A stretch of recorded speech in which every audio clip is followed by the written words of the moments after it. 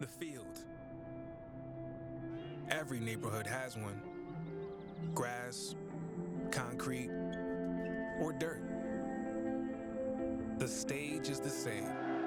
The rules, unwavering. And the goals, beautiful. It goes in! Improbable scenes! It's where the dream begins to achieve the ultimate victory. The underdogs have prevailed once again! One cup, open to all. There is a celebration in Orlando. Now, America's oldest soccer tournament is back. Oh, it's incredible! The field doesn't care if you're a pro or trying to be one. It only asks, how bad do you want it? It's unbelievable! The Lamar Hunt U.S. Open Cup. It's Loudoun United's fifth season as a club, but first as an independent, and thus their first run in the Lamar Hunt U.S. Open Cup, having already run 1-2 matches against North Carolina FC and Flower City Union. Loudoun United now take on MLS opposition in a competitive match for the first time as they play host at Segra Field to Columbus Crew. Welcome into commentary of this one, Chris Whittingham alongside the former U.S. Women's National Teamer Casey White. And here, Casey, have a look at the way these two sides enter this competition. Well, I think it's a really exciting matchup for these two head coaches. Loudoun United in their first U.S. Open Cup appearance this year, but then you look on the other side, U.S. Open Cup champions in 2002. Very interesting to see how these two will match up on the field today. Remarkable tradition for Columbus Crew to get into our players to watch.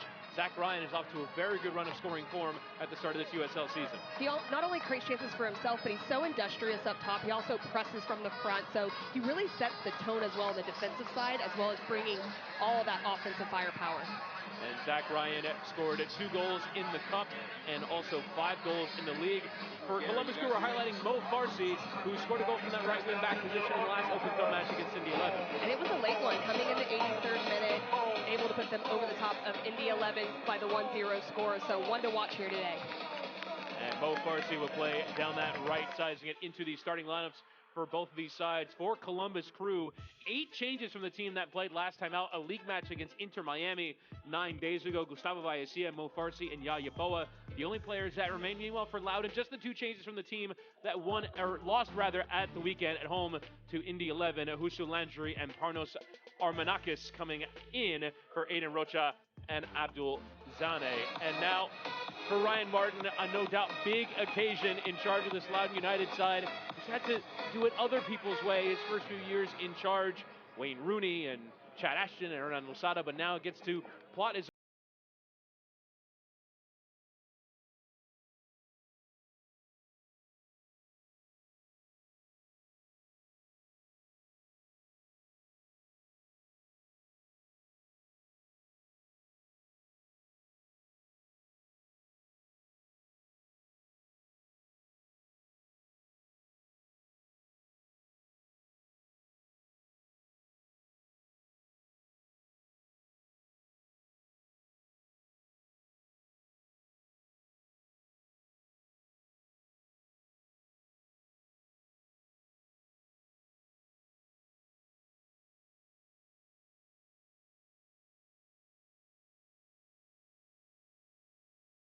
MLS original. As we are underway, this 4th round tie begins. Loudoun United looking for the upset over Columbus Crew of Major League Soccer.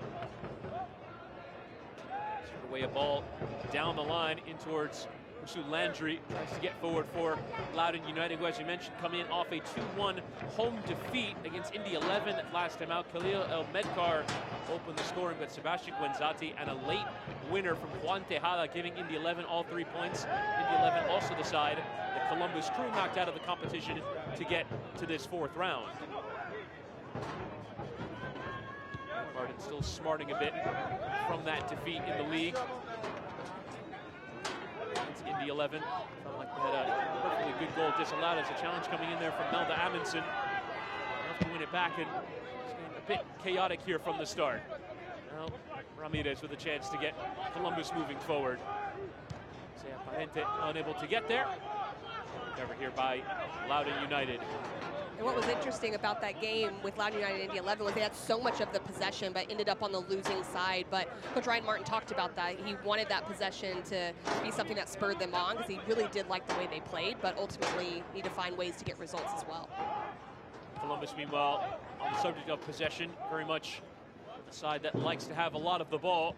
Under new manager Wilfried Nancy, his first year in charge after arriving from CF Montreal, leading the Canadian side to their best ever season a year ago, second in the East, departing, taking over this Columbus team and get them playing with the ball and with possession. Scored plenty of goals so far. The results have been slightly up and down in the early season. There's a throw-in conceded there. Philip Quinton along that back line. Something of a makeshift back three. Nancy does like to play in that back three system. Amundsen, who arrived as a wing-back replacement for Will Sands, who tore his ACL from NYCFC. He'll start in the left of that three. Columbus will go pressing back towards Hugo Farot, the French goalkeeper of this Loudoun team. Sent over everyone, played now by Evan Bush, who does have 3 domestic cups to his resume, but all of those in Canada, playing for CF Montreal, the Canadian Championship. Wilfried Nancy also has his previous managing CF Montreal and said this is a very different proposition managing in the Open Cup. You have to win 5 or 6 matches as opposed to 3 or 4, and the Canadian Championship is a free kick given the way of Columbus.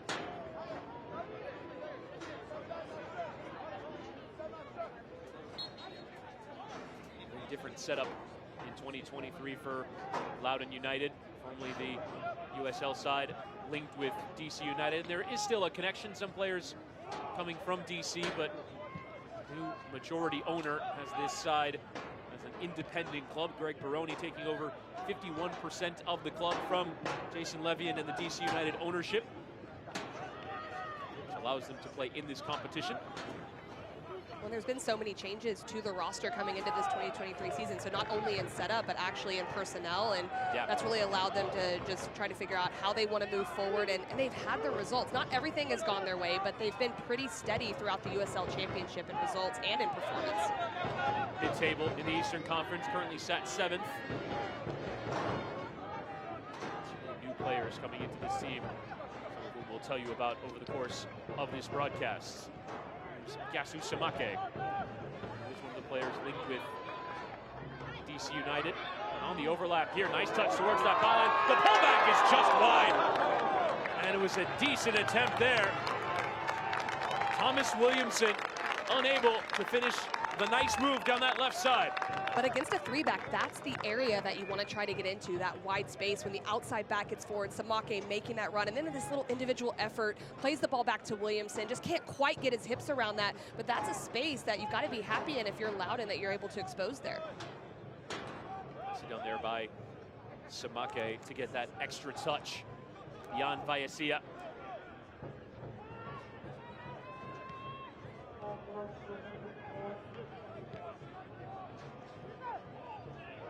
Free kick, one there in the center of the park.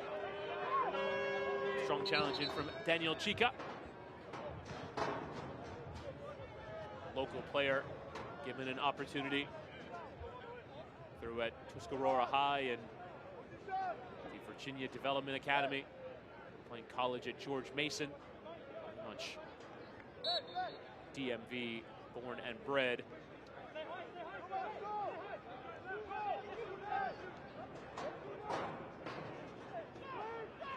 Here's Zawadzki. Play it up towards Mo Farsi, who we highlighted in the pre-match. Played more minutes than any other Columbus Crew player this season. Comes out for a throw as Samake had nowhere to put it. Farsi, who came through the Columbus Crew, his next pro side, Columbus Crew 2. Here's Yaboa into the area. His driven cross comes through that 6-yard box, and it needed convincing clearance there from Chica. Yaboa on the follow, sneaks it in at the near post, and Columbus Crew hit the front in the first 6 minutes of this Open Cup tie. And that's what Columbus Crew wants to do. They want to score early. You want to try to bring out Loudoun United, who has the home field advantage coming in. Started really well, but it was just a great finish there. As a goal to his credit in the league. And now this finish, it's a great low-driven ball as well. It's Washington who dealt with that ball initially, and then just a little bit of a gap in that bottom corner, and Hugo Ferro might be lamenting that. Great strike, though, from the Ghanaian.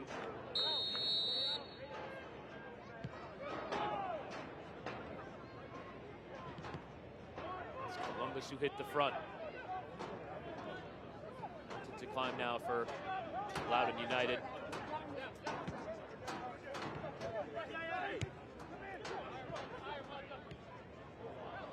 Yeboah continues his run. He could be in again. This ball forward into the area and towards Arvston.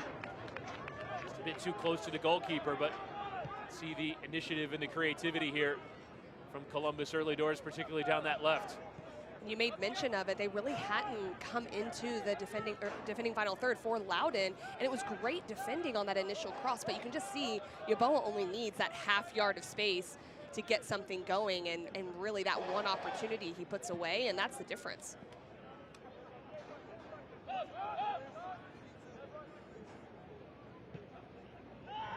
Just to start that, Wilfred Nancy would have wanted. Did commit ahead of Columbus's first Open Cup game to really giving it a go in this competition as the offside flag is up against Thomas Williamson. With no VAR, it does come up straight away.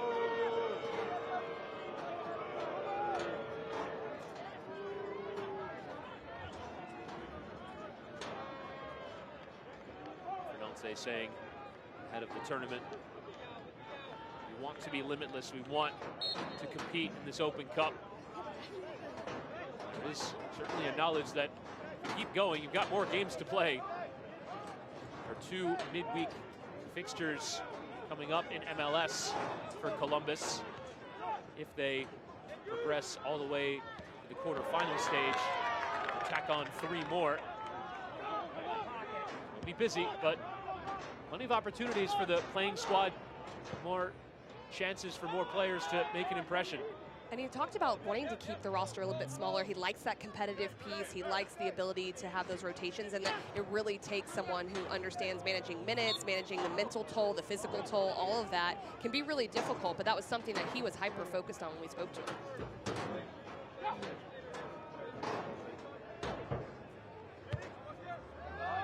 Yeboah finding Farsi, who's in behind. The flag has stayed down. Farsi pulled down, and that could be a potential red card here. There it is, straight red for Gasu Samake, and a bad start made even worse as it's a last man challenge from Samake, and he gets his marching orders. And I'm not surprised by this. A great first touch, Samake coming from behind, and he really just gets tripped up. I don't think there's any intent in that, but the problem is he's in behind there going towards goal, last defender. I think it makes sense to show the red card in that moment. Be a free kick right on the edge of the area, but this could be a long night for Loudoun United now. Fans could have come expecting this side to potentially pull off the upset. USL side's decent at home in this competition against MLS sides, but not down to 10 men. And it's unfortunate that it happened that way because Farsi didn't have it under control. It was still bouncing. Could Samake have come inside a little bit more and just tried to cut the angle, but they got tangled up there. So not only does that happen, but you're already down a goal. If this is 0-0, maybe not as big of a deal. You can go into a low block, but this is going to be a tough one. And Samake will go straight down the tunnel. The unfortunate thing from his standpoint is he created the best chance of the game so far for Loudoun United, making the run down that left, and now how will Ryan Martin adjust? Mo Farsi, by the way, on the wrong end of that challenge, and he stayed down and requiring medical attention. When you mentioned about Samake getting forward, one of the big areas that Loudoun can take advantage of is that space to the side of all the center backs that Columbus Crew does have, but you need your outside backs to do it. That might have to fall on the shoulders of a El Medkar, an Armanakis, or even are you looking now for more set piece opportunities, things like that to get back in the game? Well, And I think the difficulty as well, the Columbus normally so good with the ball. Right. You give them a man advantage, and I imagine they'll be keeping lots of possession here. But if Farsi unable to continue, that will certainly be a concern for Wilfred Nancy Columbus Crew. As you mentioned, he's been an ever-present, started each and every one of their league matches. Starting here in the Cup. A couple of home games coming up for Columbus. Orlando City at the weekend before LA Galaxy next Wednesday night. So games coming thick and fast here. Farsi now back up to his feet. I believe be allowed to stay on despite the treatment. Now, goal could come quickly here. Free kick from a couple yards outside the penalty area.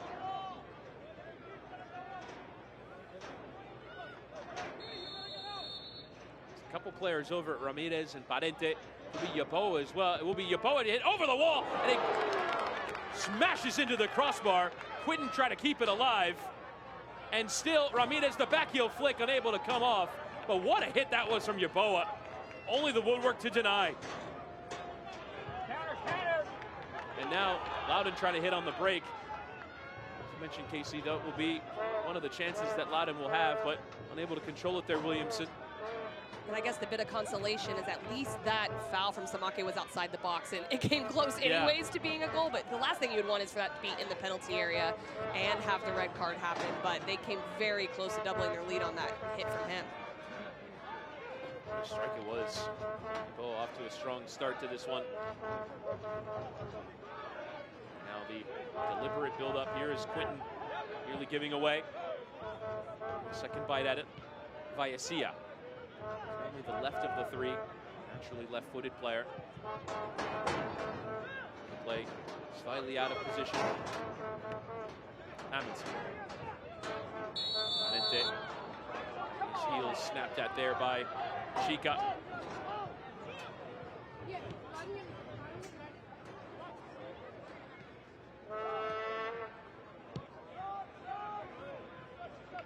Here's Farsi.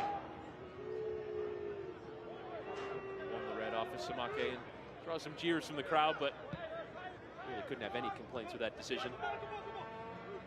Yeboah. Starting the brightest of the Columbus players.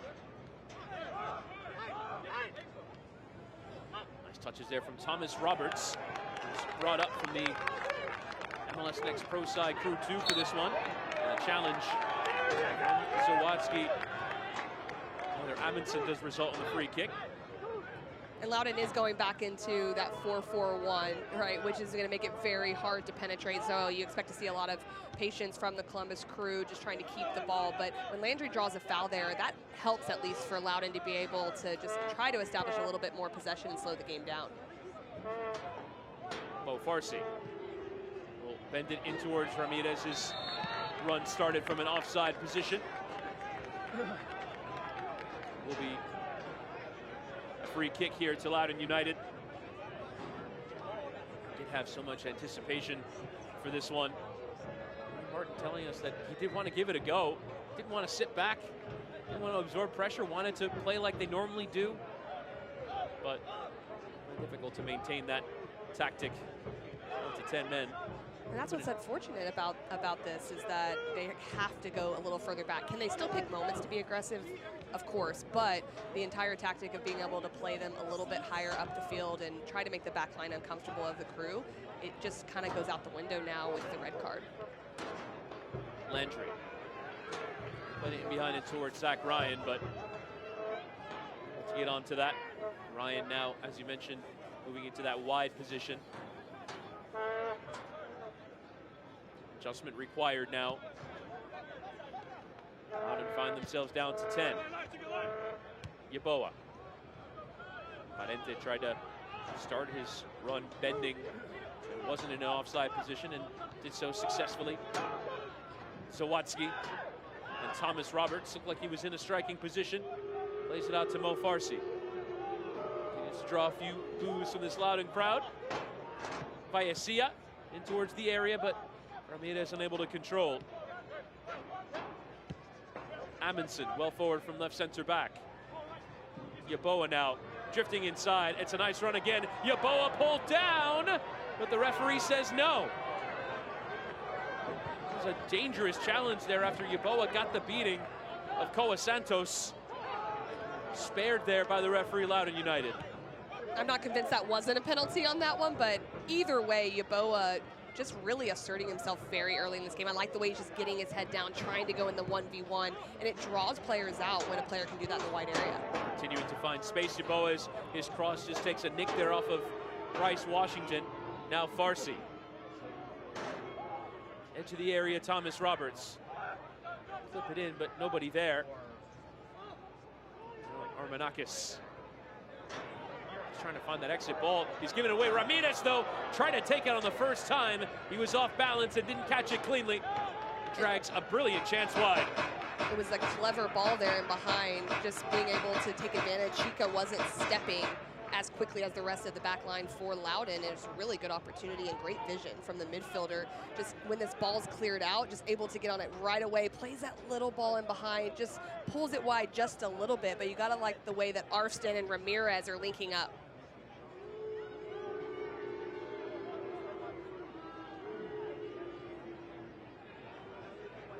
Chance gone begging there, but Columbus continuing to push for more. Pull back Ramirez, and in the way there was Santos. On the first time hit, oh, what a volley it is! A sumptuous hit from Sean Zawadzki. And Columbus are off and running here.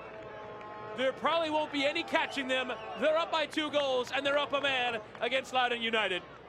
And it all comes from all of that pressure, whipping balls into the box, just challenges there. Loudoun just not being able to clear, and that's been the biggest issue the last few minutes since they have gone down a man. It's first chance opportunities, second chance opportunities, that unfortunate bounce off Landry, but look at the strike off the left foot of Zawadzki. Makes no mistake about this one, and there's nothing that Thoreau can do. There's so many players in front, his vision had to be impeded on that one. Zawadzki, a player who is a homegrown, came through academy. Does look like Loudoun United are now going to make a change. Aiden Rocha has come on.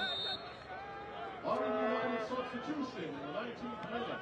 Exiting the match, number 10, And it's Panos Armanakis who makes way. So Ryan Martin trying to persist, keeping his best attackers on the field, but after being pinned in, no longer sustainable strategy. So Aiden Rocha will come on and seemingly go straight to that left back area as Rocha tries to get the break going quickly.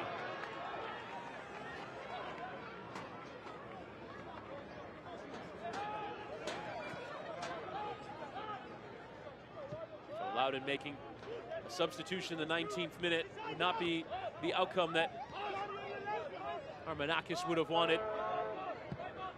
Good night, big occasion. As in behind and coming well off his line there is Evan Bush, and 37-year-old playing a bit of sweeper keeper. Loudoun now getting numbers high. Try and press here. I think the substitution, though, with Armanakis coming out, it kind of doesn't seem quite normal because they do need some attacking presence, and Armanakis loves to attack, but with Rocha coming in, it does really well at just getting on the ball, establishing a little bit more possession. So not only maybe a defensive change as he plays more holding, but also someone who can really try to dictate play a little bit more in there.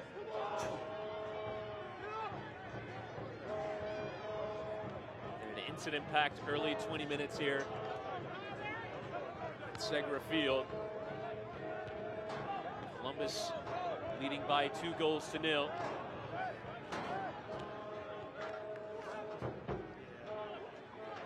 Scoring very quickly through Yeboah in the 6th minute. Susamake sent off for a denial of a goal-scoring opportunity. This-man challenge. Now Columbus are really going forward here. Vallecia. This might be an ideal scenario for Wilfred Nance. Game of the weekend, plenty of games to come. Hope you're on your way to a comfortable Open Cup night away from home against the lower division side. These can be cagey, these can be difficult, but proving so far tonight. Well, it's a whole different story if it's 0-0, but the ability to score early and really on minimum chances now just allows the Crew to be able to be really patient, keep the ball. At some point in the game, Loudoun's going to have to try to push for something, but when that happens, inevitably gaps are going to open up. Back there by Amundsen. Step forward yet again. Plays as a left center back, but you can see him drifting well forward. There's a mind of the position that Kamal Miller would occupy for Nancy's Montreal. Given the change in system, Columbus manager has had to adjust the position of a few players. A few have been up for it.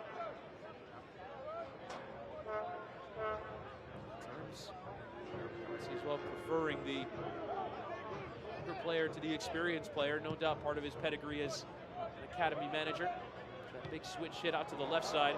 Yeboah taking down well and trying to hit. He is playing full of confidence, but that effort dragged wide. Well, it's coming in different ways, too. You've seen where he's gotten it to feet and gone in the 1v1 there. Just a little bit of flair with the change of point from the Crew. Just, he is definitely a player that has impacted this game very early. I love the way he tries to go at players every time he has the ball.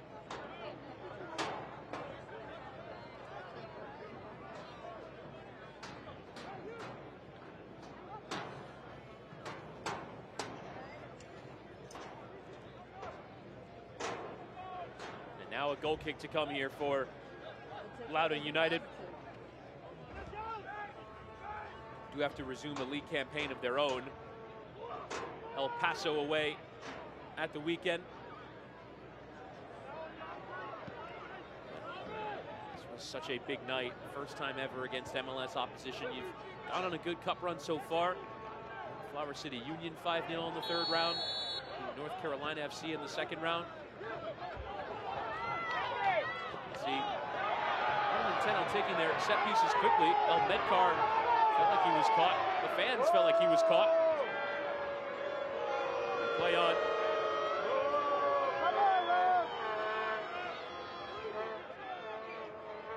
Fans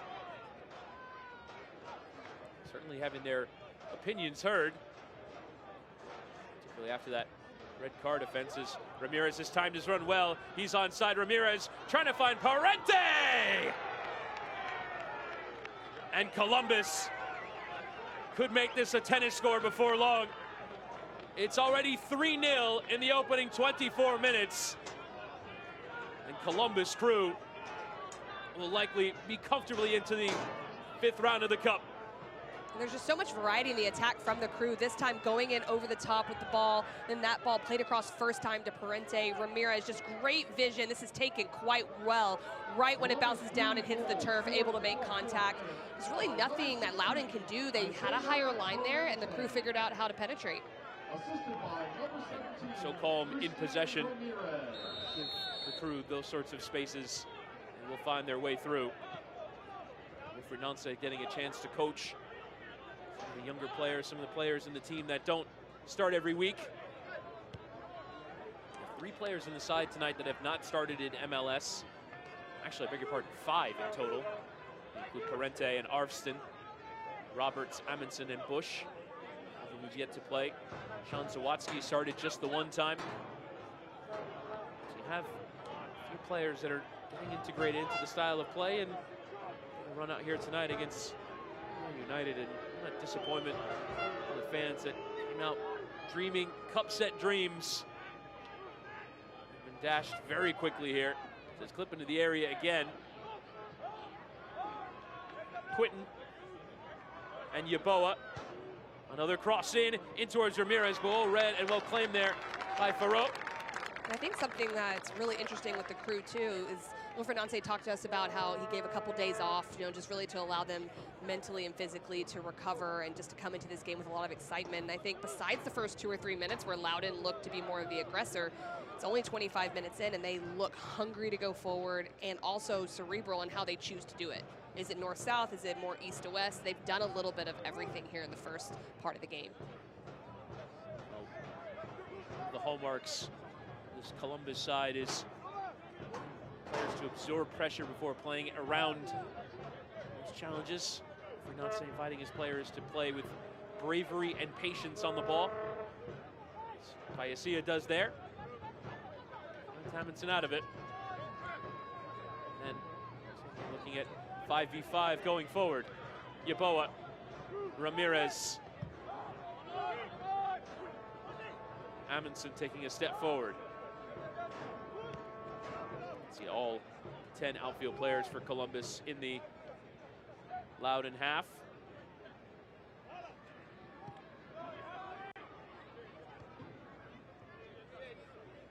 Yeboah. And Ramirez, nice interchange. Parente into the area yet again. And a fourth for Columbus. Parente at the double. And this is shaping up to be a long night for Loudoun United. Their first ever match against MLS opposition sees them 4-0 down after 27 minutes. Columbus Crew goal scored in the 27th minute. Dragged into that bottom corner there by Isaiah Parente. His second goal. What a night for the homegrown player.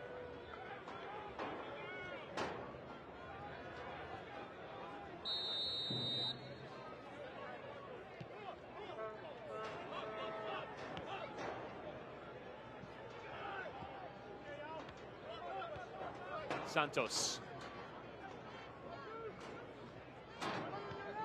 Columbus will continue to try and press forward here.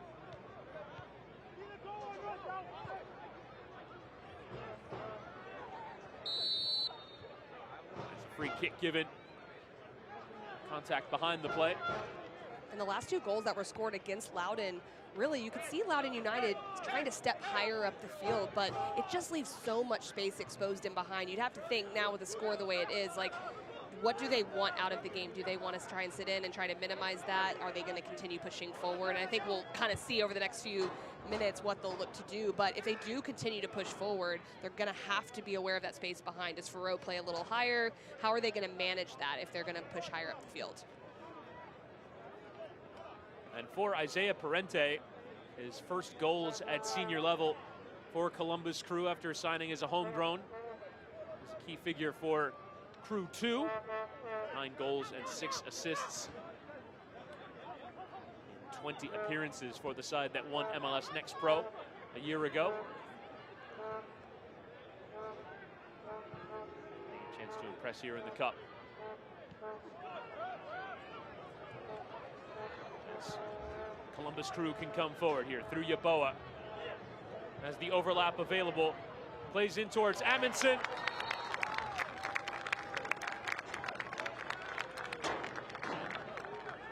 Loudoun escaping there.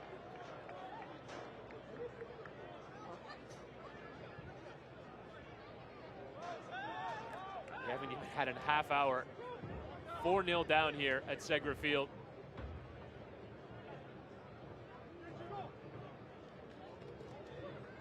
Columbus, who did have this past weekend off, so perhaps that could be a reasoning behind their fresh and energetic start to this game. One of the hallmarks that we've seen, Casey, though, of some of these sides in the Open Cup, particularly the ones that make a lot of changes, it's difficult to get off to a strong start when you're making 7 or 8 lineup changes, but Columbus have had no such problem. It is difficult when you're doing that, and it's impressive how they have come together here in this first 30 minutes, how they're connecting on the ball. But I mean, it can't be understated how big of a difference having that red card is. I mean, yes, they had a goal prior to it, but you'd almost just say, let Farsi get in on that one, because now you're looking at it where there's just so many gaps open. But still, the way that Columbus Crew is connecting, they're not bad goals. They're really well thought out goals, really good in possession, great timing of runs, and very clinical finishes. Yeboah, again, continuing down that touchline. Santos put in the challenge.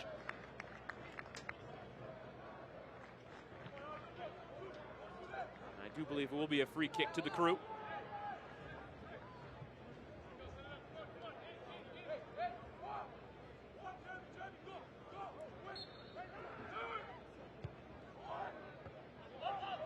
headed away. Now Farsi to take down.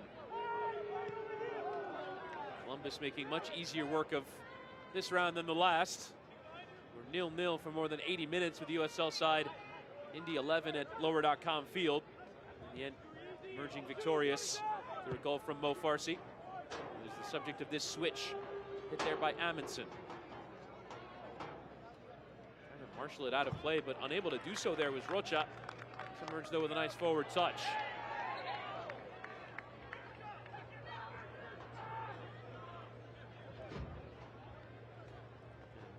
Looks like some of the fans are really just getting settled in their seats.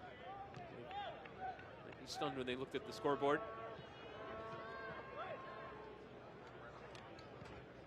Hugo Farot came through the academies of Cannes and Monaco.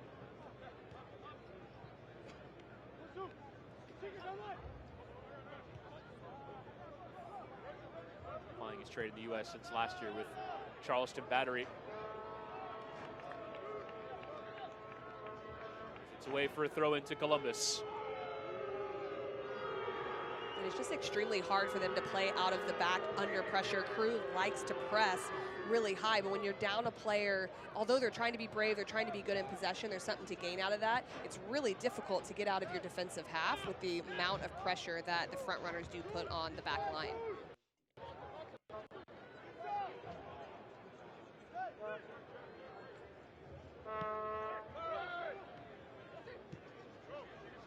Here's Yeboah. Now playing it in towards Amundsen, making that overlapping run forward, and let's come out for the corner.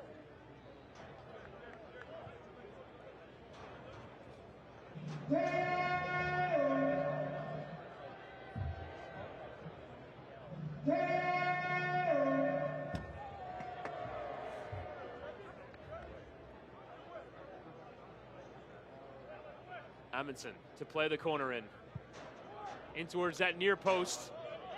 Glances through the area, but able to find target there from the set piece. Be a goal kick to Loudoun. If you're Ryan Martin, how would you try and go about finding a solution here, or what's the approach over this last hour? You're 4-0 down. You're probably not coming back. Is it damage limitation at this point? I think to a degree it is, and you've got to be thinking about what can you gain from this. And if you get into halftime, really resetting the brain, what are we looking for in the second half? How can we improve out of this situation? The score line is obviously not in a place they want it to be, but more can be gained from this. Not many times you have opportunities to play against MLS competition for them, so I think just refocusing what they can gain and how they can continue to move forward will be important. Trying to play out from the back, but ball from Furrow overhit and out for a throw. And to that point, do they continue to try to build up against the immense pressure and just say, hey, this is part of our identity, we're going to do it even though we don't have that extra player? Or do they change it up a little bit and go a little bit more direct? I'll be interested to see what really approach he decides to take in the second half.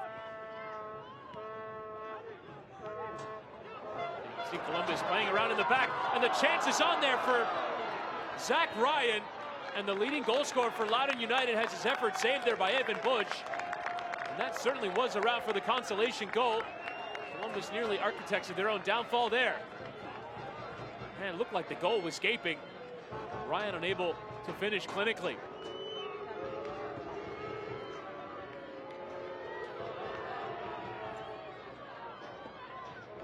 First time flick it behind Ramirez, could be in for 5. Ramirez! And just as Loudoun United had a great chance down the other end, punished by Christian Ramirez, who puts Columbus 5-0 up after 35 minutes. And that's so disheartening for Loudoun to have that opportunity. But look at this secondary run from Christian Ramirez. And then he just gains that little bit of half space with that fake, that little bit of deception right before he decides to strike it. Santos goes for it. What a great finish to the back post. But what's impressive to me about that is just the way the two front runners are working off one another to find opportunities. Nice passing in that forward line. Ramirez getting the 5th. Christian Ramirez.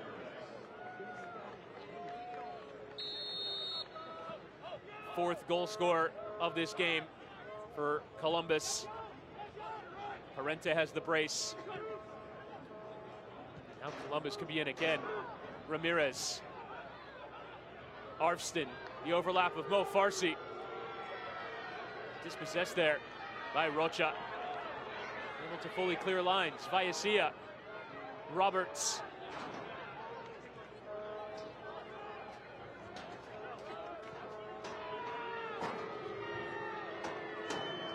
Not exactly what the Loudoun fans would have been hoping for when coming out to the stadium as Roberts has a go. Forces a save there out of Farrow, who will claim.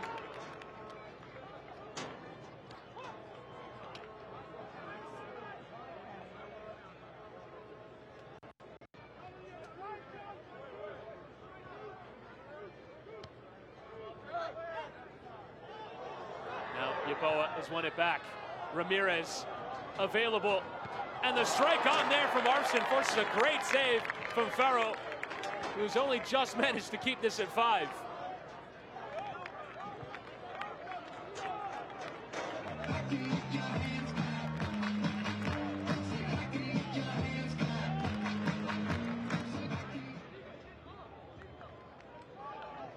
It will be a goal kick now for Loudoun United, but Columbus twice finding openings after going 5-0 up, but unable to finish them off.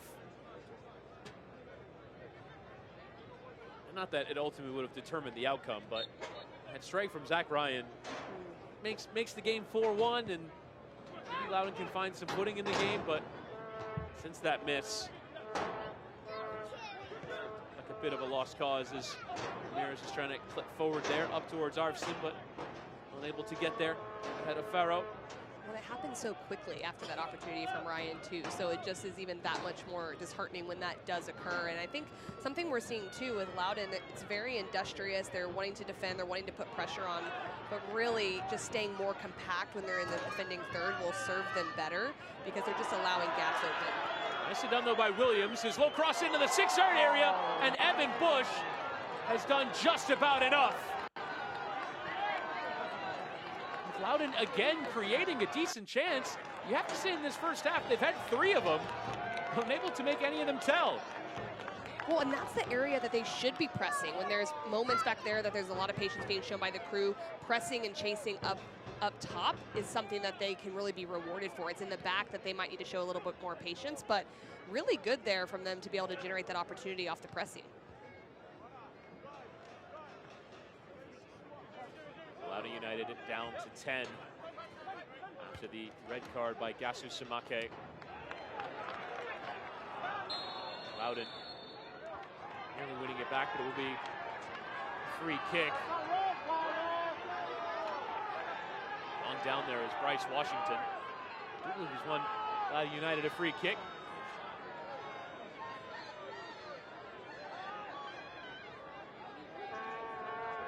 If you're doing this on the should have scored scale, it could be 7-3 in favor of Columbus. That's a fair statement.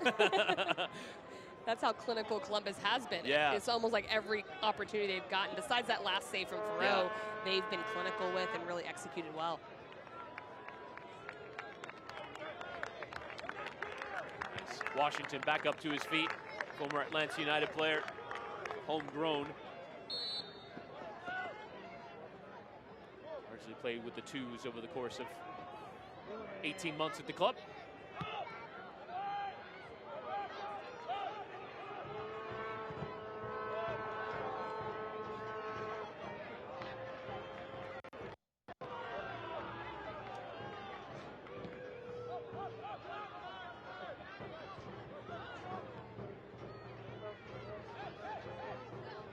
Turn there, Landry. Washington.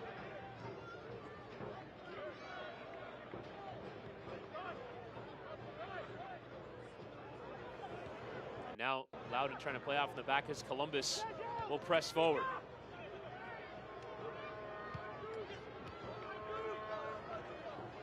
Yeboah.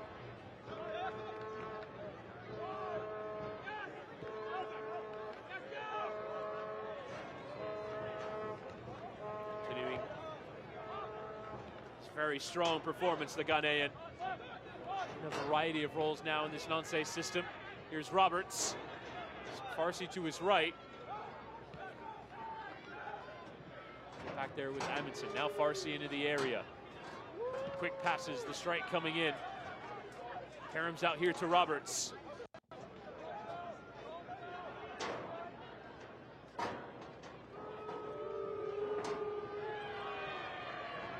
Tell just by the noise that Farsi is on the ball.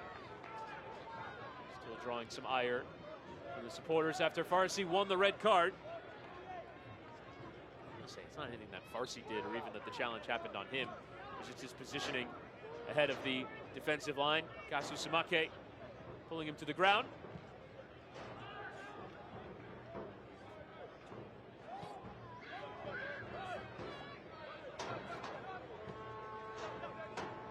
Yeboah.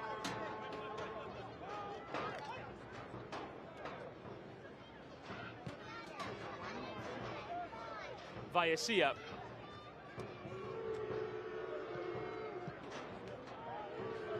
This crew still keeping the lion's share of possession. Pass their way through, work their patterns. But I think that's better from Loudoun United because they're able to stay in a little bit more. Crew show a little bit of patience, but eventually they want to try to find that penetrating ball through the gaps. That one, it just goes all the way through to Farrow. That's kind of that patience you want to see a little bit more from the collective defending. One of the things we spoke to Wilfred Nancy about was attempting to find solutions against the low block. Found some tonight. With some fairly sizable gaps with Loudoun down to 10. But last time out against Inter Miami, he defended deep for large portions, struck a couple times on the break and won at lower.com field. Missing 3 in the league. So not any crisis, but a chance for Wilfred Nancy to find more solutions. Work with his team a bit more. He's been able to do for the last 9 days. Yeboah getting the beating of Santos for pace. The cutback, though, leaves it behind. Garay over to help win it.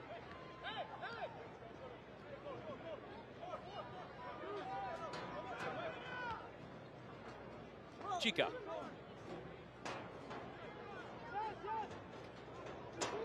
And again.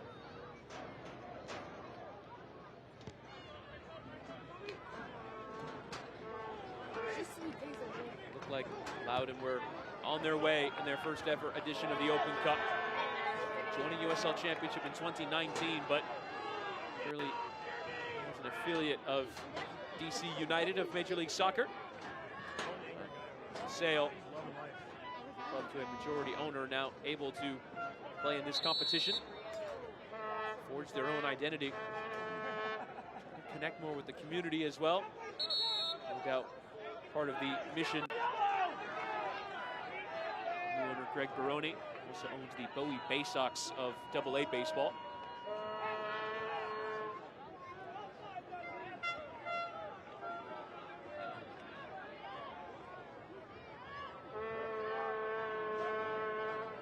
Vayasia as we approach halftime.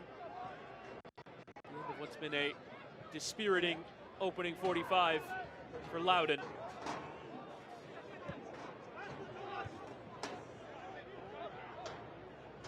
Parente. Turned that ball in behind towards Yeboah, got turned.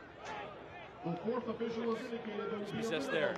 1 minute of stoppage El Medkar. time added to the first half. Just the 1 minute to be added at the end of this first half. Parente has done well to win it back. Ball on there from Zawatsky. It's a bit off.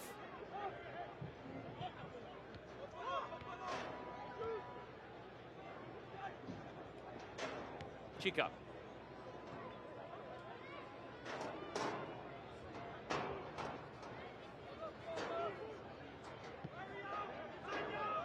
Santos.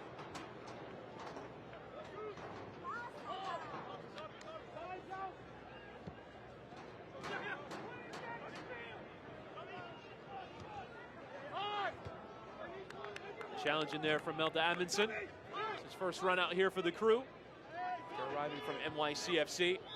Actually found to be surplus to requirements as the halftime whistle sounds, and Columbus Crew are comfortably in front here after Yayaboa opened the scoring. Mo Farsi pulled down by Gasu Samake.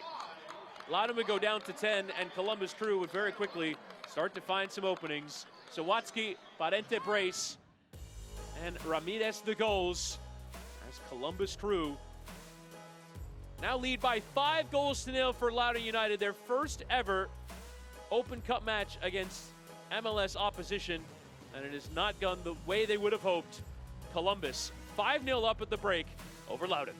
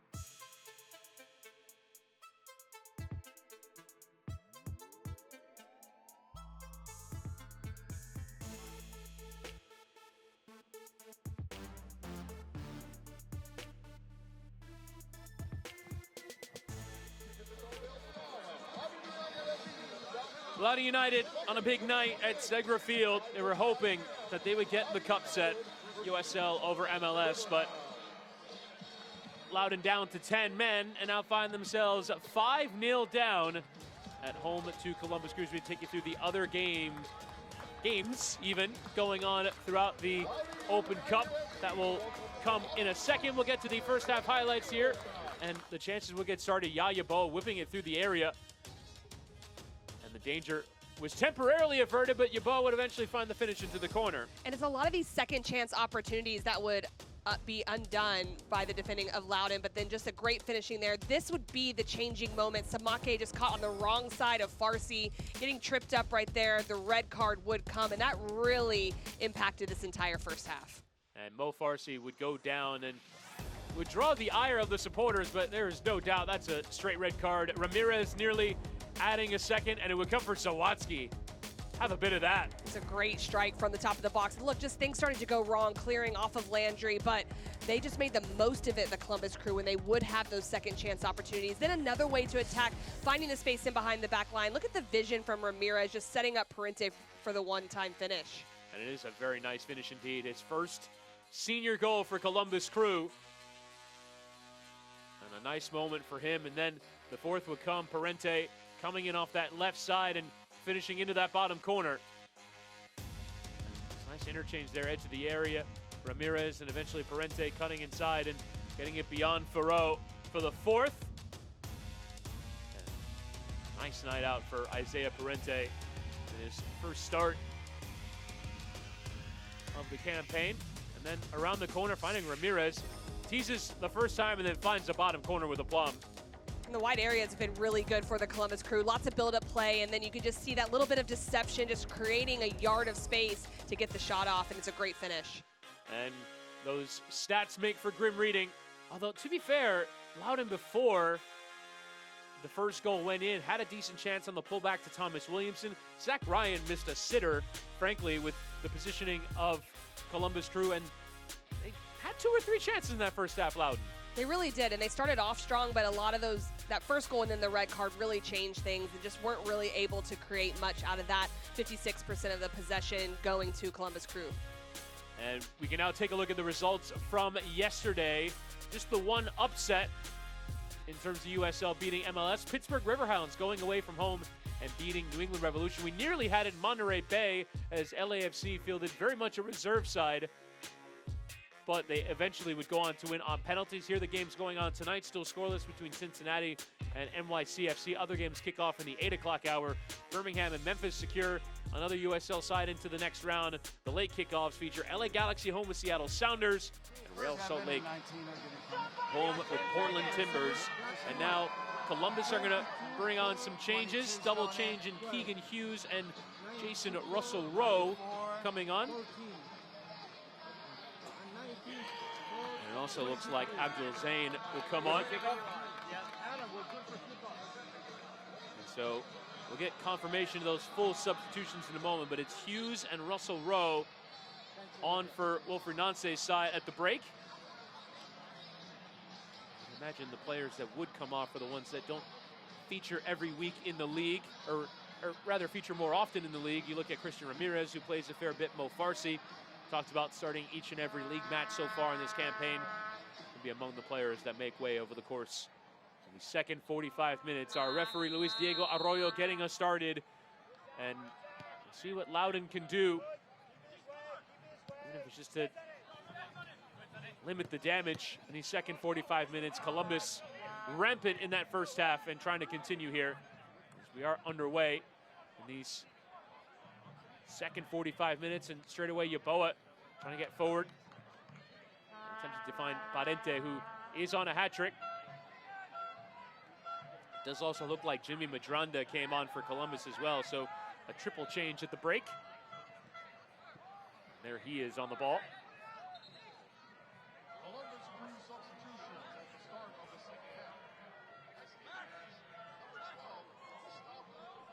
Viacia among those that make way.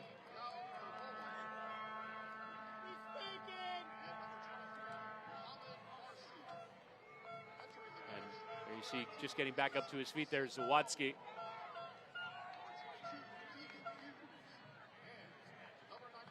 So it's a triple change in the end. Off for Columbus, Vallecilla, Farsi, and Yeboah on Madranda, Hughes, and Russell Rowe. So the changes beginning, and as I mentioned, they are players who do feature relatively often.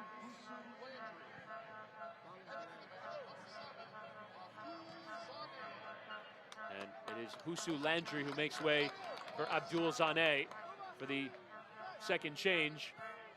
For Ryan Martin, had to bring off Panos Armenakis in the first half after going down to 10 men, which is the no doubt story of this game. Referee allowing play to continue. Lorente on there for Madranda. I think it makes sense for the Columbus Crew especially to make changes just to try to get players played in, get some minutes and things like that that Wilfred Nance talked about. Now in behind there from Roberts, trying to play it on the second time, and eventually away there from Chica.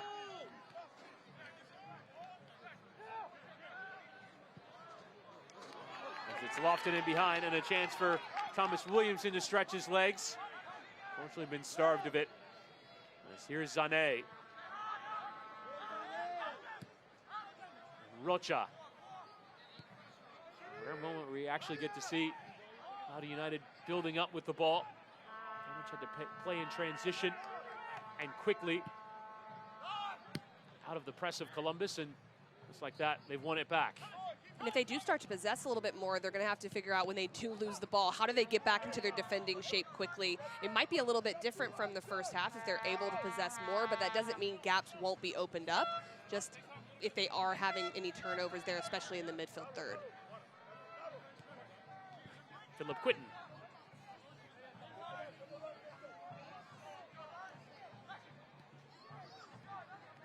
This 1-2 attempted there as Arvston will play it out the other side, but just as managed to win the corner for Columbus Crew. It's Arvston who's yet to start a league match. The 14th pick in the Super Draft. Actually, a decent run in MLS Next Pro last year. Was draft eligible at the end of the year as it swung into the area. Plenty of numbers on the edge of that 6-yard box. It was a free header. It's just gone wide of target there.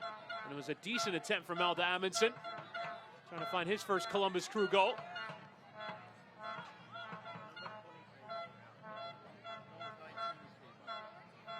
A player comfortable getting forward at his previous stop in New York City. The NYCFC side that really knew how to play in their home baseball fields at Citi Field and at Yankee Stadium.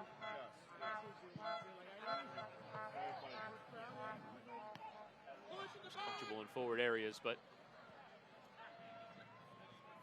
NYCFC was looking for new talents, and one did appear at left back.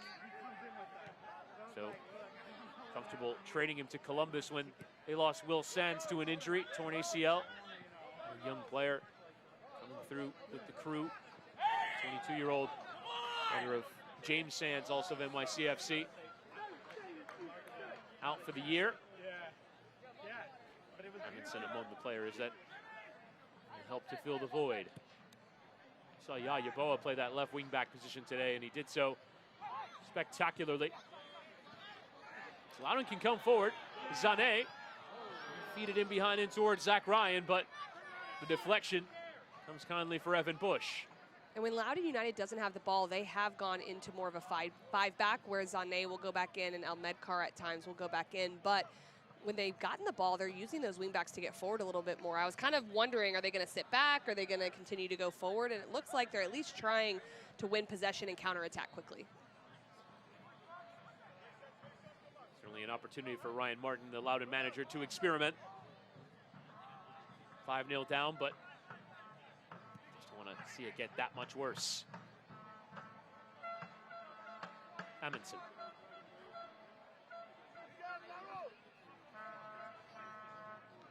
And you don't really see that five back if they're higher up the field, but when they're in this mid block, they really go into that, and it just allows for gaps to be a little bit tighter across that back line. We saw in the first half where a little bit of that was exposed because there was only 4 back there, so just something to kind of change that narrative for the second half. A chance to also match system for system. As Columbus also playing with wing backs as it continues down this right. Flicking through the traffic there, Arfston. For 9 goals and 6 assists for San Jose Earthquakes, 2. MLS Next Pro last year. Amundsen. See patient build up, part of the game plan for Columbus Crew. Wilfried Nancy thought his side was actually playing too quickly in the opening matches of the year. He's a coach that is about getting his ideas across to players, getting them to buy in. It feels like he's working his way towards that. Certainly breakout performances like the one they had against Atlanta United when they hit for 6. 8 in that effort.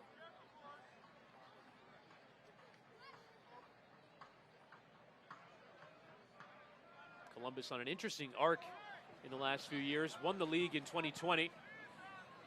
Although never actually won a game away from home the entire season. The abbreviated 2023 campaign. Columbus fortunate enough to not only win the majority of their home games regular season play, but hosted every game of the MLS Cup playoffs. A bizarre COVID season. Been on a decline ever since last year, losing out on a playoff spot on the final day against Orlando City, and saw the demise of Caleb Porter. Tim Bezbachenko in the hierarchy at Columbus, turning to Wilfried Nancy. Interesting to go after a coach within the league under contract with another club, but working a deal with CF Montreal to bring him in. Changing up philosophy. The hallmarks of that is this season, Columbus starting on the opening day with an average age of 29 in their playing squad. On the opening day, it was 23 this year. A few stalwarts in Cela Rayan and Darlington Nagbe and Cucho Hernandez, but more young players coming through. Their success at MLS Next Pro level, no surprise.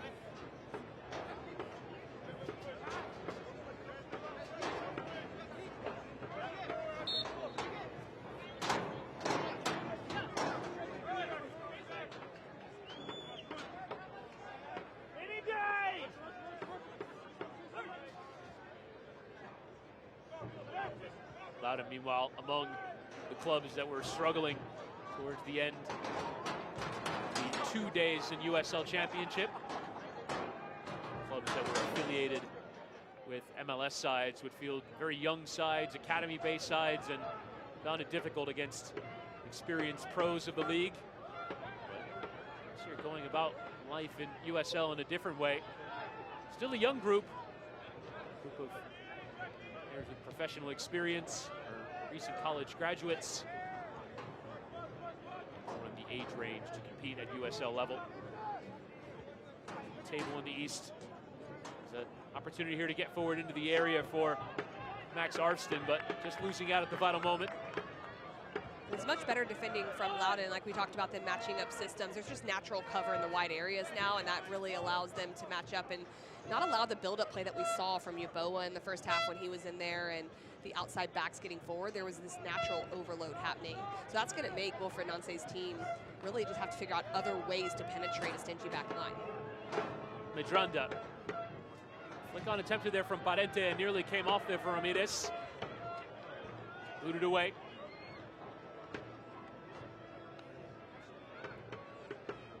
Showed you at the break, the games going on. You get to have a goal in the 2 games that have kicked off elsewhere. Cincinnati 0, NYCFC 0. Birmingham Legion 0, Memphis 901 0. That game only kicked off 10 minutes ago. Far away from starts in Houston and in Nashville. Houston entertaining Sporting Kansas City. Nashville home with Dallas. Austin play host to USL side New Mexico United at 9 p.m. Eastern, and then late Portland RSL. LA Galaxy and Seattle Sounders will close out the night as the offside flag is up there against Thomas Williamson.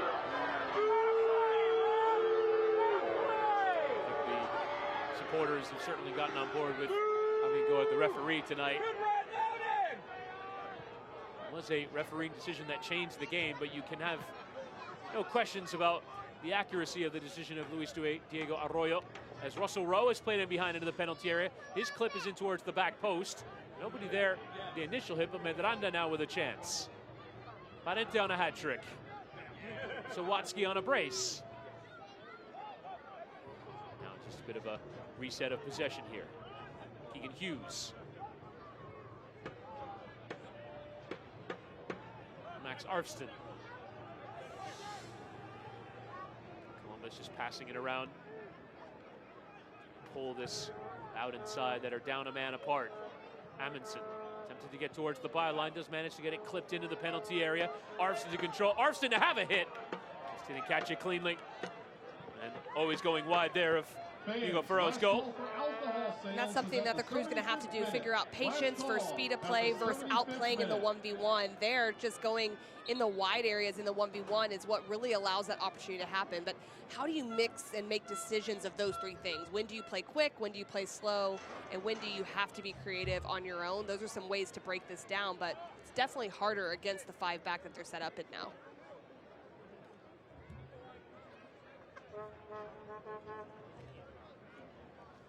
Gone down to one knee is Bryce Washington and looking frustrated, smashing the turf with his left hand. Wouldn't want to come off in this scenario, but I think he's signaling to the medical staff that they might be done as Ryan Martin looks on. He's received the sub signal.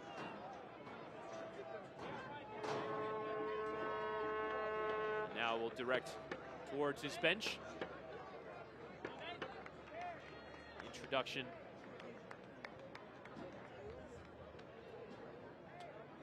I believe it'll be Abdul Kawanda will come on.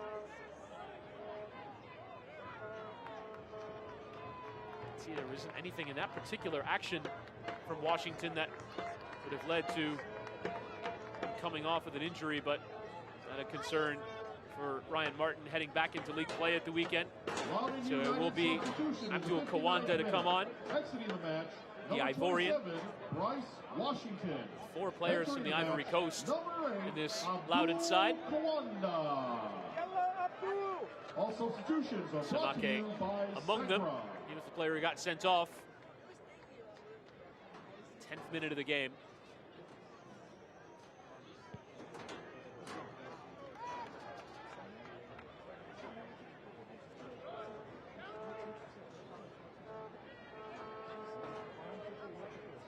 We round out the field for the round of 16 tonight in the Open Cup. Free kick given. This for the first challenge before Parente was caught.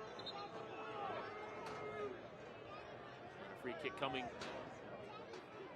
to Loudoun United. Had 8 teams punch their ticket last night as it's bent in behind in towards Williamson, and Evan Bush coming flying off his line there to claim. Loudoun's just trying to find anything they can to try to find an opportunity forward. I think set pieces are their best friend, trying to find it quickly right there. It's a good idea, but Columbus Crew is just alert to anything that's really happening going forward. And when you don't have more than one player running at the back line, it's pretty easy to handle overall. Philip Quinton. And Medranda. Time player with Sporting Kansas City. Also a few other sides. A nice tricky move down that right side, but the low ball in. Unable to be found there by Elmedkar. Creating a bit of danger. Elmedkar with a nice cameo there.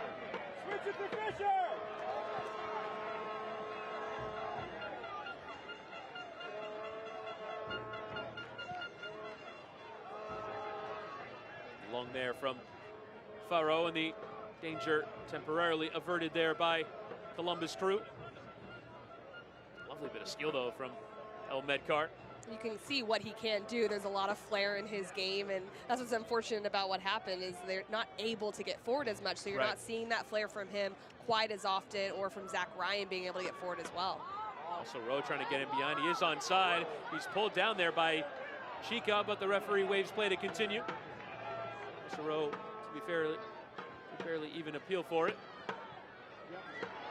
Again, a chance for Loudoun to break, and they've got numbers as well. El Medkar trying to find Ryan on the back post. Controlled temporarily there by Keegan Hughes, and eventually lines cleared by Quinton. As the offside flag will come up against Ramirez. It will be a free kick to Loudoun United. See, with plenty of numbers forward still. What's impressive about what they're doing too in the back line, players are playing in not even secondary positions really, but positions are not normally in.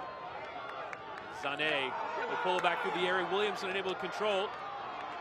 Taking his time over there was Amundsen, but just about managing to get rid. Russell Rowe helping Columbus get numbers forward. Arston in behind him for Ramirez. Got a goal to his credit tonight. Challenged off it. Goes down away from the playing surface, and referee unmoved. Does look like we'll have another change in Jake Morris being ready for Columbus. Nice skill again. This time from Chica. Fans still providing the oohs and the ahs and the soundtrack of this one. That's kind of nice as a player because the game isn't going the way Loudoun United wants, of course, that goes without saying, but to have the fans engaged and continuing to applaud what is going on and the improvements that have been made and their willingness to play out is nice to see. This ball from Ramirez to find Arvston. He'll clip it into the back post. Russell Rowe arriving, his header comes through the 6-yard box, but ultimately not providing a real threat to Hugo Farrow. And now the change will come. It will be Amundsen who will make way. To Amundsen will be for the introduction of Jake Morris.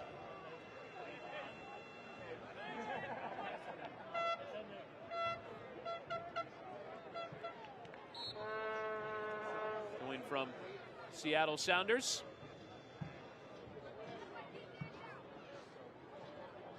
His brother Aiden is in the Columbus side as well.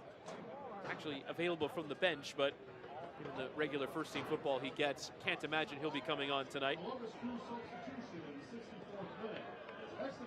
Morris, who actually picked up some minutes with the U.S. men's national team this year. January camps and the squad that played Mexico. The mention actually impacted things quite a bit in that friendly in Phoenix.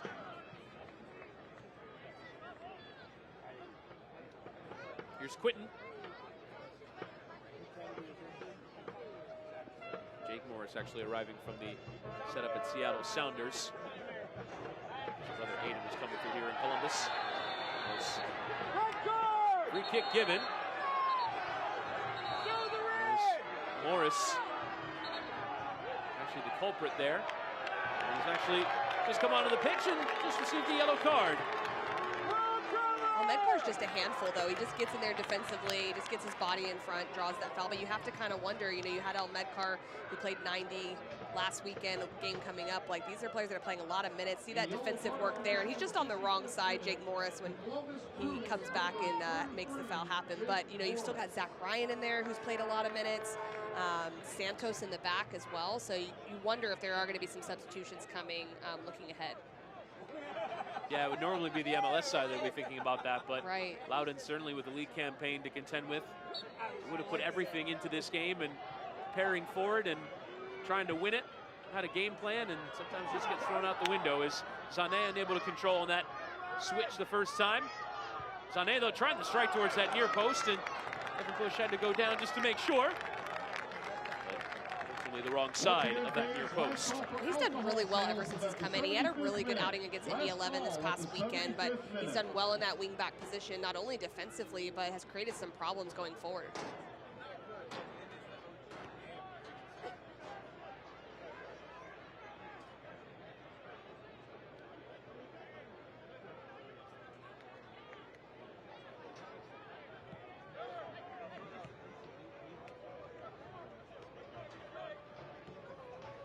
Arson. Step there from Zane. Keegan Hughes playing in the right of that back three. Quinton continues to anchor it, and Jake Morris on the other side for the Crew. Trying to see out these final 45 minutes for fully turning their attention to the weekend and against conference rivals Orlando City, who went out of the Open Cup yesterday, the holders. Out enough press to win it back, and the chance there through Williamson, but done there by Arfson. Columbus, no problem with playing a square ball through their own area.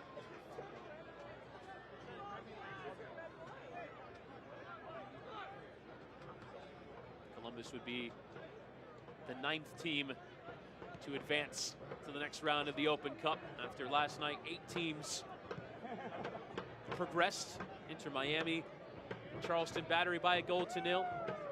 He had a very strong USL side, top of the East in the championship. Charlotte knocking out the holders, Orlando City, by a 0-0. Pittsburgh Riverhounds, right now the only USL team through. Taking New England out, away from home. Revs out of the competition. The Atlantic Cup, Red Bulls and DC United. First win in the managerial reign of Troy Lesane. Taking over for Gerhard Struber, as well for Frank Klopas. He had his 3rd stint in charge of Chicago.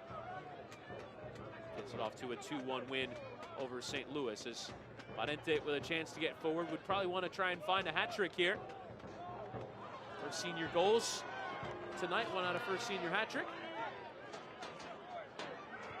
See the 3 remaining substitutes available to Wilfred Nancy, just staying warm in case they're required.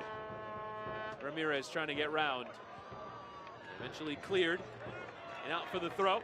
And that's Zach Ryan going all the way back and doing that work. I mean, he works so hard on all sides of the ball. In most games, he's doing it a little bit higher up the field against the back line, but doing a lot of work there coming back to help the back 5.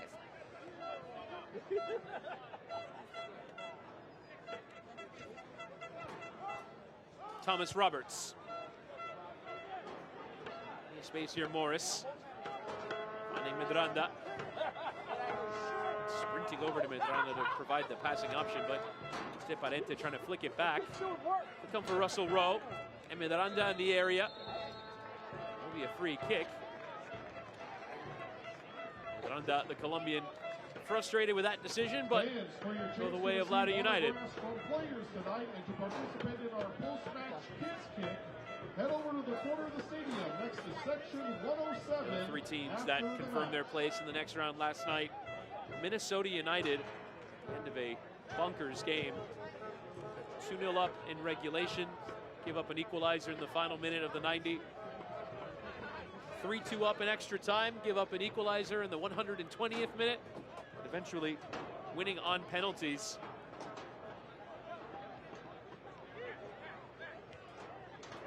Arfston. Nicely on there.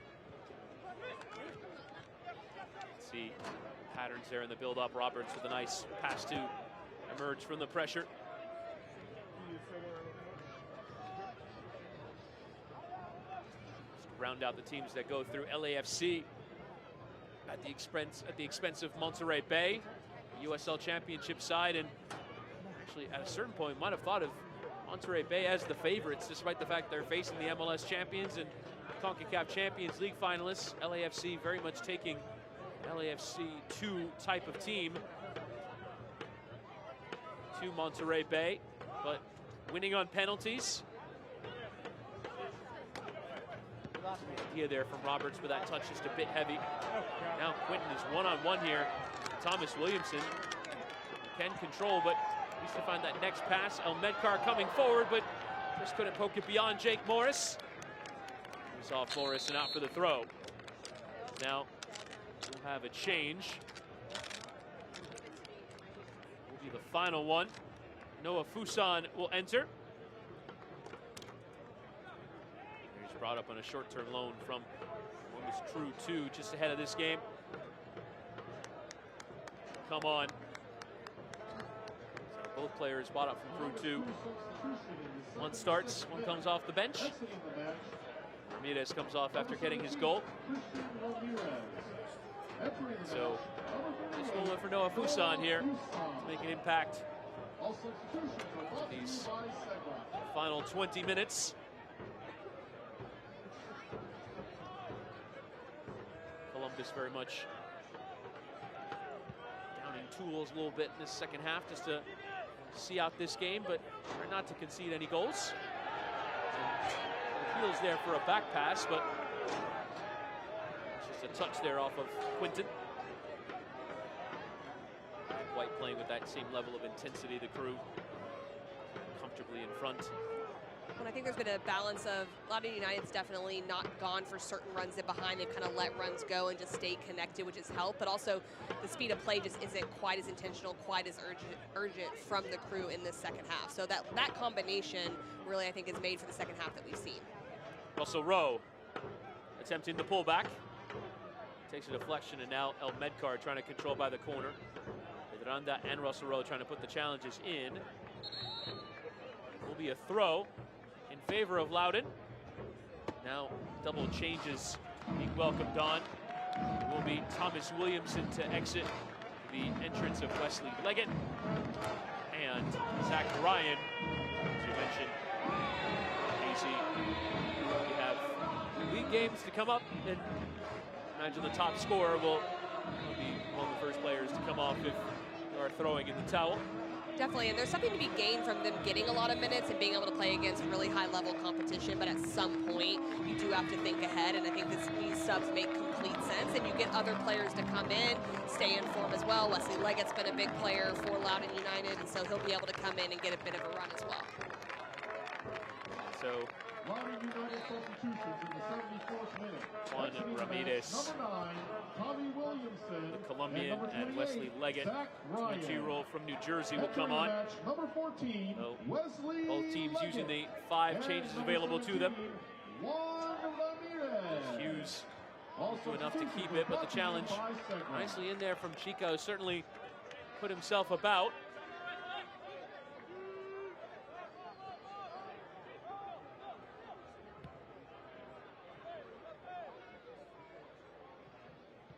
Imagine Brian Martin wouldn't mind the second half clean sheet, given the position they found themselves in at the break. Well, as a manager, that's something you can talk about with your team as well. Here's what we did, here's what we adapted. Obviously, we got to figure out some things from the first half, and so you can use that to your advantage. Yes, of course, the Crew have been able to take their foot off the gas a little bit, but a lot of really good stuff has still been done by Loudoun and how they've adjusted. Cross coming in from Archston. Russell Rowe trying to track it, but it's headed away. And trying to start the break there was Leggett. The Crew recovering possession. Hughes on for Archston. Fuson.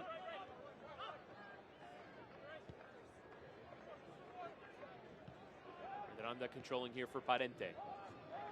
Sharp one-touch passing there.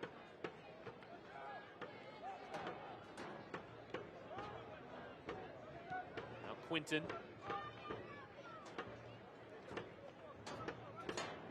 And Arfston clipping it into the area. Russell Rowe nodding it down, and Fuson strike is awkward. Didn't quite catch it. Stuck in the ground, and Columbus recycling through. Medranda will have a crack. Certainly can have a hit with that left boot, but going straight out of play.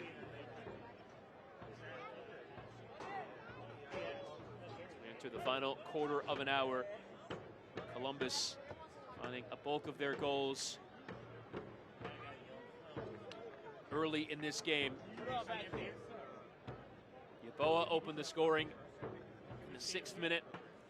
And then the big moment in the game, see on the top corner of your screen, Simake red-carded.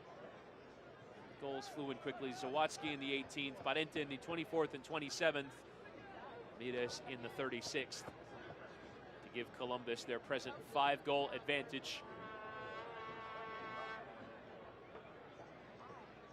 They will await the results of the draw tomorrow. And it wasn't necessarily that first goal they gave up, but those 3 coming so quickly within 9 minutes makes a big difference. It was almost as if Loudoun couldn't figure out how to adjust from an aggressive defending style to, after that red card happened, how do they right the ship, how do they steady in, and the Crew took absolute advantage of that. The 2023 Lamar Hunt U.S. Open Cup ramps up over the coming weeks as the tournament's trophy comes into view. As I mentioned, tomorrow afternoon, watch as the winning clubs face their fate in the round of 16 draw. See all the exciting matchups as they're made on the BR app or BR Football's YouTube channel at 2 p.m. Eastern. As tomorrow afternoon, the draw will occur.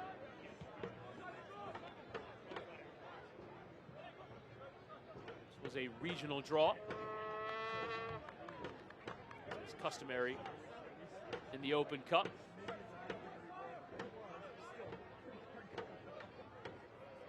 Columbus, one of the MLS sides, entering into the 3rd round. In the 11 out in the 3rd round. A bit more dramatic than tonight.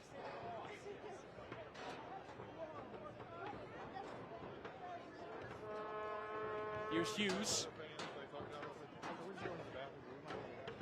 Arfson in behind there for Russell Rowe. The beating there of Chica, but his touch a bit heavy. Chica just clearing lines. There's plenty of space to put it into, and trying to harry, trying to get something there was Wesley Leggett, but able to get right side there of Philip Quinton. True center back dealing with the danger. Wesley Leggett's a hard one to deal with as well. Got a lot of pace and just very opportunistic player, but Quinton does well, just gets his body right in front, because otherwise there would have been a lot of space to take advantage of. Max Arfston,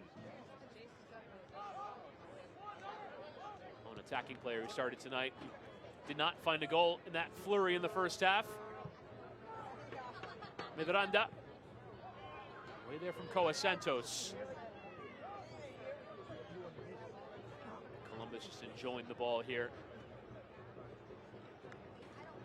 Controlling the game with their possession. Parente making the run, trying to get the cross in as well. A block in and away for a corner. Crew with 64% of possession. 16 shots to 4.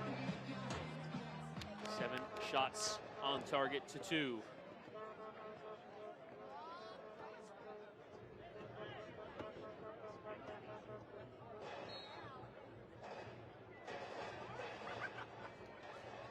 Some goals going in elsewhere as the corner will get flicked to the back post here. Arfston in the penalty area. Low pullback, trying the first time strike there. Morris nearly came there for Russell Rowe, who couldn't control at the vital moment. Those were the type of things that in the first half the Crew were finishing, just really, really sharp inside the box, whether it was a first chance, second chance, or even a third chance opportunity. It was clinical, and just there are some moments here where maybe a goal or two could have gone in, but Loudoun's made it a little harder, and that lack of sharpness has been a factor. Hughes.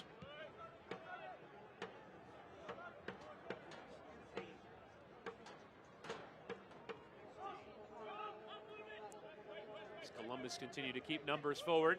News of a goal in Cincinnati. Brandon Vasquez opening the scoring for FCC over NYCFC.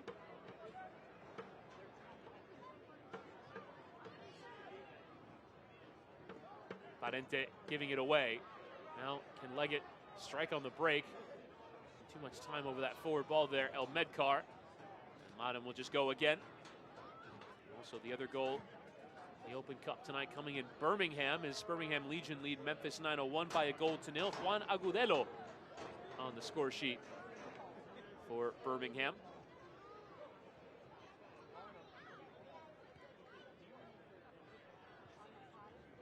Here's Arfson. Plenty of chances to run it. Zane unable to find that ball in towards Roberts. Nancy still coaching, still giving instructions to his players. Fans, you can dive deeper into the thrills and drama of the Lamar Hunt U.S. Open Cup. Join the conversation on Twitter and Instagram at Open Cup and on Facebook at Official Open Cup.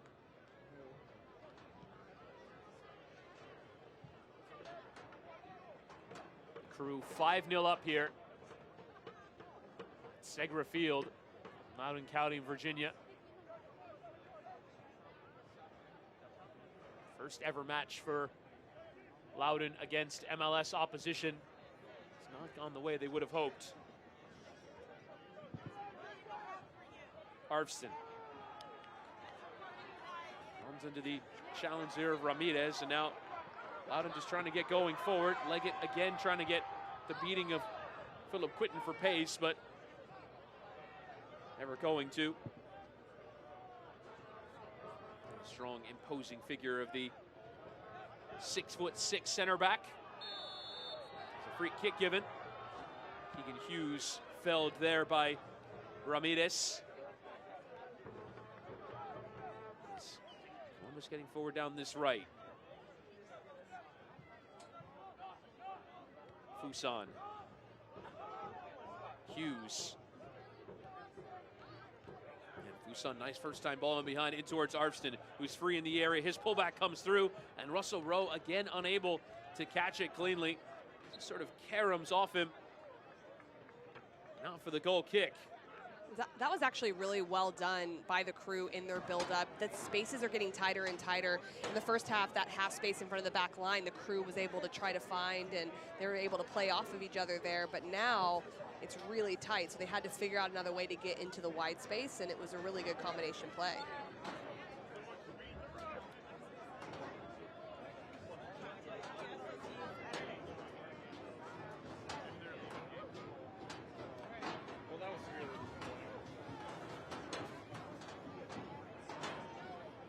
You hear some of the fans starting to head for the exits.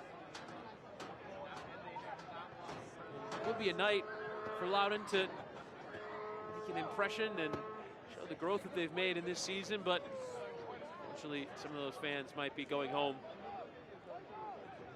The negative impression, it was not the best night for Loudoun, but it's really the red card that changed everything. Loudoun created a little bit in that first half, even down to 10 men. Casey, you've seen them throughout this season. They have their qualities. They can certainly get forward well and score goals. They have a couple of dynamic attacking players, and one imagines when getting back into league play that they'll be just fine. Yeah, I don't expect it to put them in a bad space by any means. One thing they're really good at is their pressing from the front, which you're seeing here. As Hughes gives it away, chance for Medkar goes down, and the referee has given a penalty. Could be a late consolation goal here for Loudoun United. Decision after some deliberation given against Jake Morris. A chance for Loudoun from the spot. And just as we were talking about the pressing, they press here really high, and Medkar is just really smart. Sees that pressure coming over his right shoulder, gets his body in front, uses the momentum to draw the penalty kick. And Luis Diego Arroyo took his time to give it, but he has given it. Chance now for Loudoun from the spot to put a blemish on this evening for Columbus Crew, so dominant throughout. But Medkar will have the chance to convert his penalty, already scored in the Open Cup.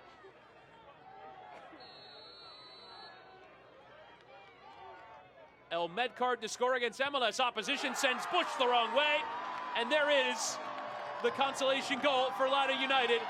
The fans have something to celebrate at the end of a lopsided defeat, but it is Loudoun 1, Columbus 5. If you're Loudoun United, you've got to be happy about this. Medkar steps up, just makes no mistake about it, opens up its hips, just sends him the opposite way as Bush dives to his right. A really good finish. And I think for the second half, to not have conceded a goal so far with less than 5 minutes left to play, and then to be able to get a goal on the other end, like we talked about, they can take that into their next games and just try to reestablish their playing and their principles of play going into league play. A nice moment for the supporters that stayed.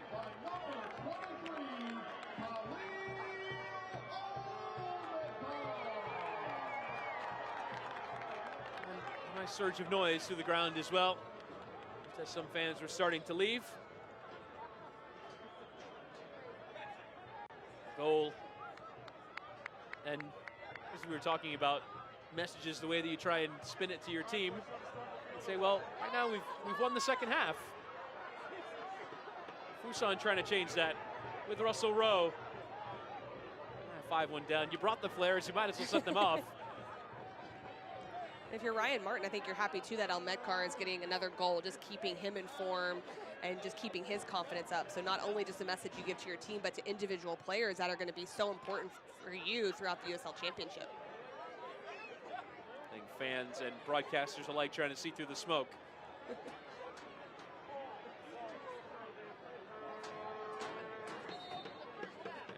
And Medranda, I think, is throwing his hands up saying, I can't even see my teammates. Got to let this clear out a little bit. It's kind of exciting, though. It's kind of nice. You know, a little different viewpoint. A little bit of Open Cup fun on a Wednesday night. The magic of the cup.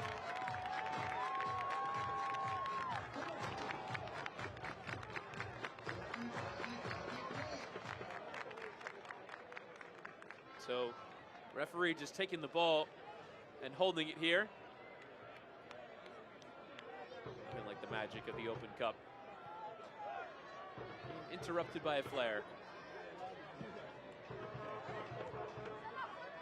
And now this space starting to almost literally open up for Columbus to see. Nearly an attacking pattern coming together. Must have been some flare. You do see flares set off across MLS after goals are scored, and they very rarely interrupt the match. It's not like this is a closed stadium either. I don't know what fireworks store those supporters went to. I need the recommendation for the 4th of July.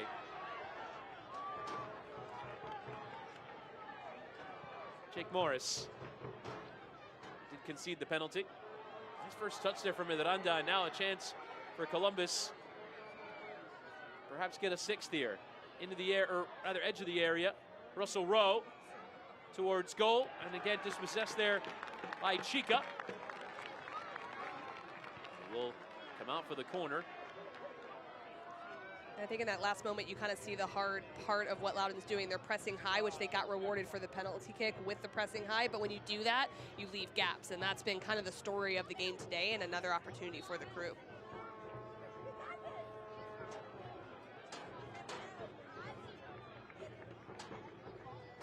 The corner gets swung into the penalty area. Away there from the substitute Rocha, who came in early in the first half.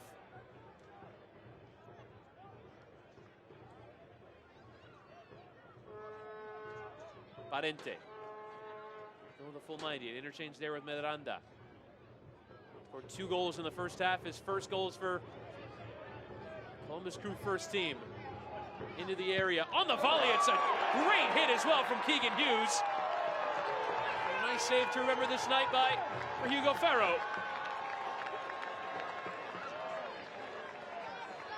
That was hit with venom. Morris. The 4th official has indicated there will be a minimum of 1 minute of just the 1 minute at the end of the 90. 1 minute. Brought to you by Hughes nearly had Columbus' 6th there. On the overlap, trying to get the sliding cross away, could nearly arrive there for Russell Rowe. Quinton being harried there, shoving the back as well from Leggett. And Quinton going down, and a yellow being shown to Wesley Leggett. He's trying to, again, one-on-one. I think Quinton is waving on medical attention towards his right ankle. He's sort of a bit of an awkward landing, wasn't it? It was just a lot of pressure from Leggett there, and just the way they got their feet tangled up. I mean, definitely a foul. It's just strange how they got tangled, and Quentin ended up on the worst side of that. I think now players having to be separated as well as Monet and Leggett talking to there, and this would not be something that Wilfried Nancy would want to see. Last minute of the game, and a player who he will rely upon in league play.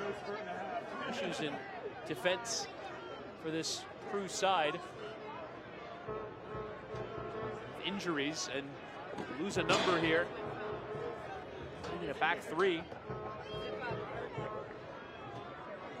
Particularly with the game so obviously out of hand. Quentin has stayed down. Now perhaps a selection dilemma for the weekend for Nancy.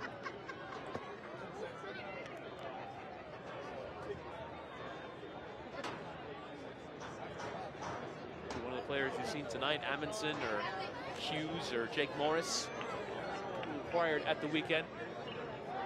It just looked like he got stepped on really awkwardly there right at the end, and you almost, as if he's able to get up, just say, hey, get off the field.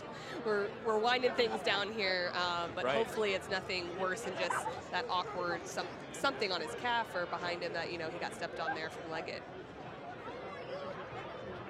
Still kind of hobbling, favoring that right ankle. And actually the artificial surface plays a little bit of a role in that as well.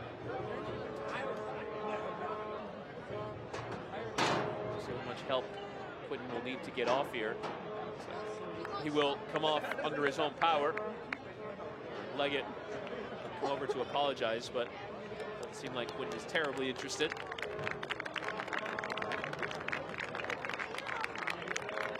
Quentin, who does have a role to play in the league, the super draft pick out of Notre Dame. Came through the pro side and relied upon by Wilfried Nancy. Started 5 games in the league and come on as a substitute twice. Over 10 Columbus matches in MLS. Just come off here, and that was the last involvement of the game. There's the full-time whistle. Columbus comfortably beat 10-man Loudoun United. Scored the game's first goal. And then Susamake sent off for a last-man challenge at Mo Farsi, and then Columbus were off and running. A brace from Isaiah Parente, goals for Yaboa, Sawatsky, and Ramirez. And Columbus Crew have knocked Loudoun United out of this competition by 5-1. If you're the Crew, you're happy with this result. You got a lot of players in. There was some real sharpness in the way they finished. And if you're Loudoun, you got that consolation goal at the end, which is nice and can really move into the weekend, just having a better second half. As we now get into the full-time highlights of this one. And the early exchanges, the no doubt important ones. Here would be the game's first goal. Yaboa was such a threat in the early portions of this one. Doing well to drive a ball low into that 6-yard area, but then taking advantage of the poor clearance and smashing into the near post. And that's not what you want early in the game, is just giving an opportunity, not only a first opportunity, but a second opportunity and being beat at the near post. That really changed things because Loudoun started quickly, but this was the moment that actually changed everything, was the foul from Samake, showing the red card. Farsi was getting in on the backside, behind the back line, and this would put Loudoun down to 10 men.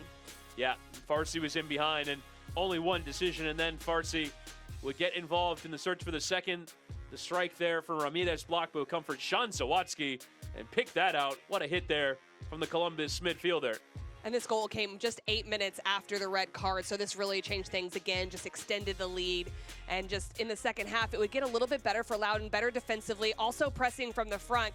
Medkar would get his body in front and draw the foul on Jake Morris. This one, a penalty is awarded, and it really is a reward for the way they were playing in the second half and pressing high.